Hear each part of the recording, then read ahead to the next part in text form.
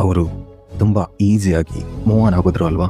ಅದರಲ್ಲೂ ಏನು ಆಗೇ ಇಲ್ಲ ಅಂತ ತುಂಬಾ ಹ್ಯಾಪಿಯಾಗಿ ನಗ್ತಾ ತಿರುಗಾಡ್ತಾ ಇದ್ದಾರೆ. ಅವರ ಲೈಫಲ್ಲಿ ಹೊಸ ಫ್ರೆಂಡ್ಸ್, ಹೊಸ ಹ್ಯಾಪಿನೆಸ್ ಎಲ್ಲ ಹೊಸದಾಗಿ ಸ್ಟಾರ್ಟ್ ಆಗಿದೆ. ನಾವು ಮಾತ್ರ ಅಲ್ಲೇ ಸ್ತಬ್ಧರಾಗೋಗಿದ್ದೀವಿ. ಅವ್ರು ಹೇಳಿದ ಆ ಮಾತುಗಳು, ಅವ್ರು ಮಾಡಿದ ಕೆಲಸ ಅದೇ ಮತ್ತೆ ಮತ್ತೆ ನೆನಪಾಗ್ತಿದೆ. ಪ್ರತಿದಿನಾನು ಯಾಕೆ ಹೀಗೆ ಮಾಡಿದ್ರು, ಅಷ್ಟಕ್ಕೂ ನಾನು ಮಾಡಿದ ತಪ್ಪಾದ್ರೂ ಏನು, ಈ ಒಂದು ಆಲೋಚನೆ ನಮ್ಮನ್ನ ದಿನಾಲು ತಿಂತಾ ಇದೆ.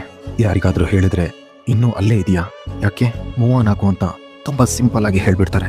ಆದ್ರೆ ಆ ಮಾತು ಹೇಳೋದು ಎಷ್ಟು ಈಸಿನೋ, ಆ ಸಿಚುಯೇಷನ್ ಇಂದ, ಆ ನೋವಿಂದ ಹೊರಗಡೆ ಬರೋದು ಎಷ್ಟು ಕಷ್ಟ ಅಂತ ಯಾರಿಗೂ ಅರ್ಥ ಆಗಲ್ಲ. ಆದ್ರೆ ಒಂದು ಸಲ ಯೋಚನೆ ಮಾಡು, ಇನ್ನು ಎಷ್ಟು ಸಮಯ, ಎಷ್ಟು ದಿನ ಅವ್ರ ಬಗ್ಗೆ ಯೋಚನೆ ಮಾಡ್ತಾ ನಿನ್ ದಿನಗಳನ್ನ, ನಿನ್ ಹ್ಯಾಪಿನೆಸ್ನ ನೀನೇ ನಷ್ಟ ಮಾಡ್ಕೋತೀಯ. ಅವ್ರು ಹೊರಟೋಗಿದ್ದಾರೆ, ಹ್ಯಾಪಿ ಆಗಿದ್ದಾರೆ. ಮೂವ್ ಆನ್ ಅಂದ್ರೆ ನಡೆದಿರೋದನ್ನ ಮರ್ತು ಬಿಡೋದಲ್ಲ, ಅದ್ ನಮ್ಮಿಂದ ಆಗೋದು.